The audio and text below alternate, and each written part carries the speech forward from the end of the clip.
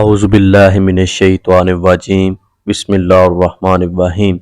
السلام علیکم ناظرین، اکثر غیر مسلمانوں کی طرف سے یہ دعویٰ کیا جاتا ہے کہ ختنہ ہر مسلمان لڑکے کی سزا ہے۔ مسلمانوں کا کہنا ہے کہ یہ پیغمبر حضرت ابراہیم کی سنت ہے جو کہ انہیں ایک آزمائش کے طور پر ملی۔ اس کے برعکس عیسائیوں کی کتابوں میں لکھا ہے کہ حضرت ابراہیم علیہ السلام کا ختنہ ان کی بیوی نے سزا کے طور پر کیا۔ آج کی اس ویڈیو میں ہم اسی اہم اسلام کے واجب رکن کے بارے میں بات کریں گے۔ ناظرین گرامی، آئیے سب سے پہلے تو اس بارے میں بات کریں کہ ختنہ کی ابتدا کیسے ہوئی۔ یہودیوں اور پادریوں نے یہ واقعہ گھر رکھا ہے، بلکہ اکثر مسلمان بھی اس من گھڑت اور گمراہ کن پر یقین رکھتے ہیں کہ حضرت ابراہیم علیہ السلام کی ایک بیوی اور دوسری بیوی سے حسد رکھتی تھی، جس کی وجہ سے حسد کرنے والی بیوی نے دوسری بیوی کے ناک کان میں چھید کر دیا، جس وجہ سے لڑکیوں میں ناک کان میں سوراخ کروا کر زیورات پہننے کا رواج عام طور پر آج بھی ہے۔ ایک بیوی نے حضرت ابراہیم کا ختنہ ایک شیشے سے دھوکے سے کر دیا تاکہ وہ دوسری بیوی کے پاس شرم سے نہ جا سکے۔ نعوذ باللہ۔ ناظرین گرامی، مذکورہ واقعہ من گھڑت ہے جس کی کوئی اصل نہ ہے اور نہ ہی کسی مستند کتاب میں ہے۔ یہ موجود اس واقعے کو کرنے کا مقصد صرف یہ ہے کہ مسلمانوں کو یہ باور کروایا جائے کہ وہ ایسی سنت پر عمل کر رہے ہیں جس کو دھوکے سے سزا کے طور پر شروع کیا گیا۔ اصل بات یہ ہے کہ جیسے اللہ پاک نے حضرت ابراہیم علیہ السلام کو بیٹے کی قربانی کرنے کی آزمائش سے گزارا، اسی طرح انہیں ایک دن ختنہ کرنے کا حکم دیا۔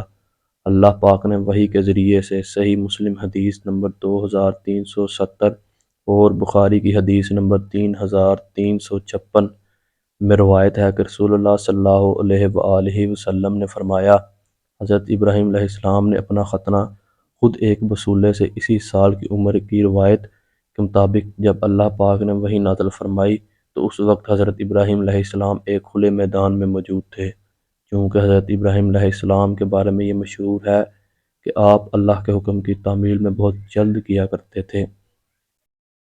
اسی لیے جب آپ کو حکم ہوا اسی وقت حضرت ابراہیم علیہ السلام تیز داری ڈھونڈنے لگے، جو کہ ان کو نہ ملا۔ کافی ڈھونڈنے کے بعد ایک ٹوٹا ہوا شیشہ ملا تو آپ نے اسی سے خود اپنا ختنہ کر کے اللہ پاک کے حکم کی تعمیل فرمائی۔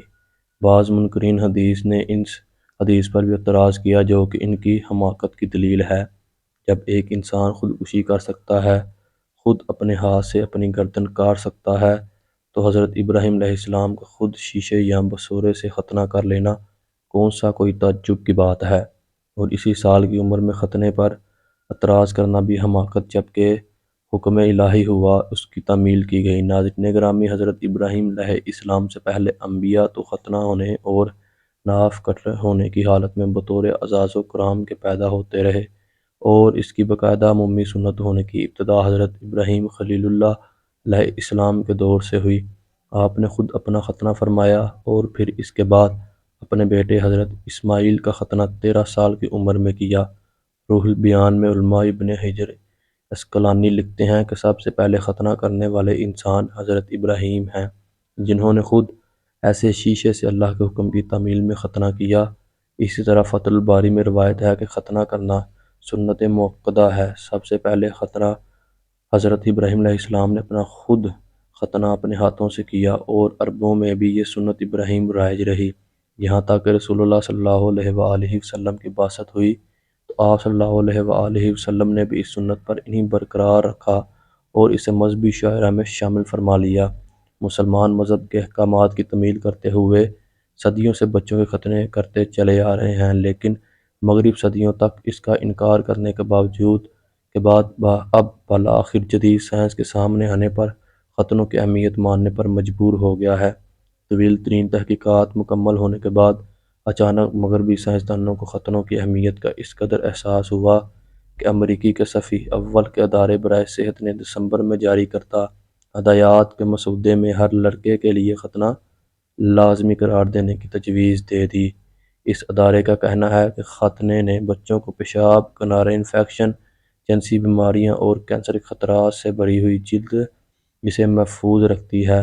ادارے کا یہ بھی کہنا ہے کہ ختنہ نہ کرنے کی صورت میں بیکٹیریا اور دیگر جراثیم جمع رہتے ہیں اور بیماریوں کا باعث بھی بنتے ہیں، جبکہ بعض اوقات اس جلد میں زخم بھی بن جاتے ہیں جن کے ذریعے سے خطرناک جراثیم جسم کے اندر چلے جاتے ہیں اور خوفناک بیماریوں کا سبب بنتے ہیں۔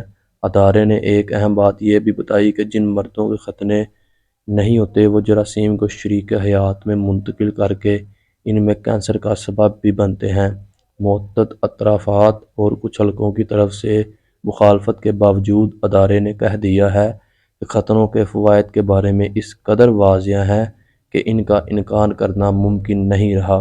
مسلمان شخص تو اللہ کے حکم کی تکمیل کرتے ہوئے، اور اسلام کا معنی اور تقاضا بھی یہی ہے کہ اللہ کے حکم کے سامنے سر ہمیں تسلیم کیا جائے اور اس کی اطاعت بجا لائی جائے، چاہے اس سے جو اللہ نے انسان کو پیدا فرمایا اور وہ بہتر جانتا ہے کہ اللہ انسان کے لیے کون سی اشیاء بہتر اور ان میں سے ان کی مخلص اور بہتری کیا ہے، اور ختنہ کرنا بھی انہی شرع احکام میں سے ہے جنہیں اس نے اطاعت و فرمان برداری کرتے ہوئے، اللہ کی محبت رکھتے ہوئے اور اس کی جانب اجر و ثواب چاہتے ہوئے بجا لانا ہے، اور اس کا یقین رکھتا ہے کہ اللہ پاک نے جو بھی حکم دیا ہے اس میں کوئی نہ کوئی حکمت اور بندے کی اس میں کوئی نہ کوئی مصلحت ضرور پنہاں ہے، چاہے بندہ اس کو علم ہو یا نہ ہو اس سے مخفی رہے۔ تو اللہ تعالیٰ سے دعا ہے کہ اللہ ہمیں 5 وقت کی نماز پڑھنے کی توفیق عطا فرمائے۔